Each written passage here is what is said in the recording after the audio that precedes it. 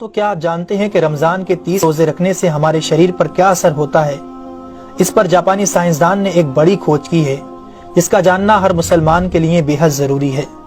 جاپانی بایولوجسٹ یوشونوری اشومی ایک سائنسدان ہے جن کو 2016 میں میڈیسن پر نوبل پرائز دیا گیا۔ ان سے جب پوچھا گیا کہ آپ نے کون سی ایسی چیز بنائی ہے جس کی بنا پر آپ کو دنیا کا سب سے بڑا انعام نوبل پرائز دیا جا رہا ہے، تو انہوں نے کہا تھا کہ میں نے کینسر کی ممکنہ دوا کھوج لی ہے، اور اس بات پر دنیا نے بڑے پر انداز میں ان کی کاوش کو سراہا اور مبارکباد دی گئی۔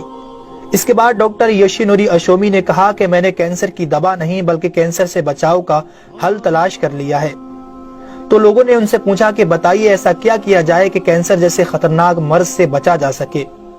تو انہوں نے کہا کہ جب ہم بھوکا رہتے ہیں تو ہماری باڈی میں موجود غذائیت ختم ہونے لگتی ہے، جس کی وجہ سے جسم بھوک محسوس کرتا ہے۔ اگر اس بھوک کے دوران جسم تک کھانا نہ پہنچے تو ہمارا جسم بھوک کی شدت کی وجہ سے اپنے اندر موجود ان زہریلے سیلز کو کھانا شروع کر دیتا ہے جو کینسر کا سبب بنتے ہیں۔ اس عمل کو میڈیکل کی لینگویج میں آٹوفیگی کہا جاتا ہے۔ اگر آپ چاہتے ہیں کہ آپ کا جسم ایسے بیمار سیل سے پاک ہو تو آپ کو بھوکا رہنا چاہیے۔ جب ایسے سیلز مرنا شروع کر دیتے ہیں تو کینسر کا پرسنٹیج کم ہو جاتا ہے۔ اس کے بعد جاپانی سائنسدان سے پوچھا گیا کہ انسان کو سال بھر میں کتنے دن بھوکا رہنا چاہیے کہ اس میں کینسر نہ پایا جائے؟ تو انہوں نے کہا کہ اگر 20 سے 25 دن کم سے کم اور 9 سے 10 گھنٹے بھوکا رہا جائے تو اس کی باڈی ایسے تمام زہریلے سیلز کو کھا جائے گی اور اس میں کینسر نہیں ہوگا۔ اے میرے پیارے رب کریم، آج ہمیں سمجھ آیا کہ مومن پر روزے کیوں فرض کیے گئے، اور آج مجھے اس احادیث پاک کی بھی سمجھ آ گئی جس میں آپ صلی اللہ علیہ وسلم نے فرمایا کہ ہر شے کی زکوٰۃ ہے اور جسم کی زکوٰۃ روزہ ہے۔ سبحان اللہ! میں قربان جاؤں ایسے سچے دین پر جس نے عبادت کے اندر بھی بیماریوں کا علاج رکھا ہے۔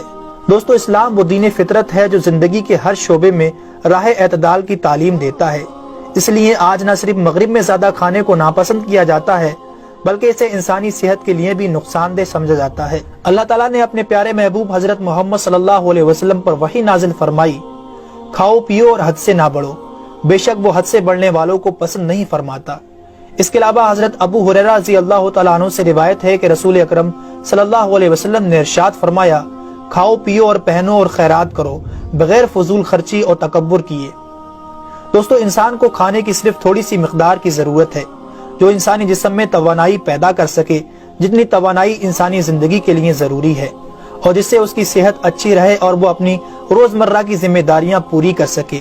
انسانی جسم کو جتنا کھانے کی ضرورت ہے اس سے زیادہ جسم میں داخل ہونے والا کھانا چربی بن جاتا ہے، جس کی وجہ سے انسان کا جسم بڑھ جاتا ہے، اس کی رفتار سست ہو جاتی ہے اور وہ بہت زیادہ تھکن محسوس کرنے لگتا ہے۔ اس کے علاوہ انسانی جسم بہت سے امراض کا شکار بھی ہو جاتا ہے۔ اسی لیے اللہ تعالیٰ نے روزے فرض کیے تاکہ 11 مہینوں کے دوران کھانے پینے کی بے احتیاطی کا ازالہ ہو سکے۔ قرآن پاک میں اللہ تعالیٰ نے روزے رکھنے کا حکم ان الفاظ میں بیان فرمایا ہے، اے ایمان والو، تم پر روزے فرض کیے گئے جیسے کہ تم سے پہلوں پر روزے فرض کیے گئے تھے تاکہ تم پرہیزگار بن جاؤ۔ دوستو، قرآن مجید میں بیمار اور مسافر کے لیے روزے مؤخر کرنے اور جو روزہ نہ رکھ سکے ان کے لیے فدیہ ادا کرنے کا حکم دیا ہے۔ اس کے بعد روزہ رکھنے کی حکمت ان الفاظ میں بیان فرمائی، اور تمہارے لیے روزہ رکھنا ہی بہتر ہے اگر تم جانتے ہو۔ دراصل یہاں یہ بتایا گیا ہے کہ اگر تم موجودہ علم کو سمجھتے ہو تو تمہارے لیے بہتر یہی ہے کہ تم روزے رکھو، کیونکہ روزہ اپنے اندر بے شمار روحانی، نفسیاتی اور طبی فائدوں کو رکھتا ہے۔ روزے کی طبی افادیت کی طرف نہایت مختصر مگر جامع اشارہ نبی اکرم صلی اللہ علیہ وسلم نے ان الفاظوں میں بیان فرمایا، روزے رکھو اور تندرست ہو جاؤ۔ اللہ رب العالمین ہم سب کو اس مہینے میں زیادہ سے زیادہ نیکیاں کرنے اور سارے روزے رکھنے کی توفیق عطا فرمائے، آمین ثم آمین۔ تو کیا آپ جانتے ہیں کہ رمضان کے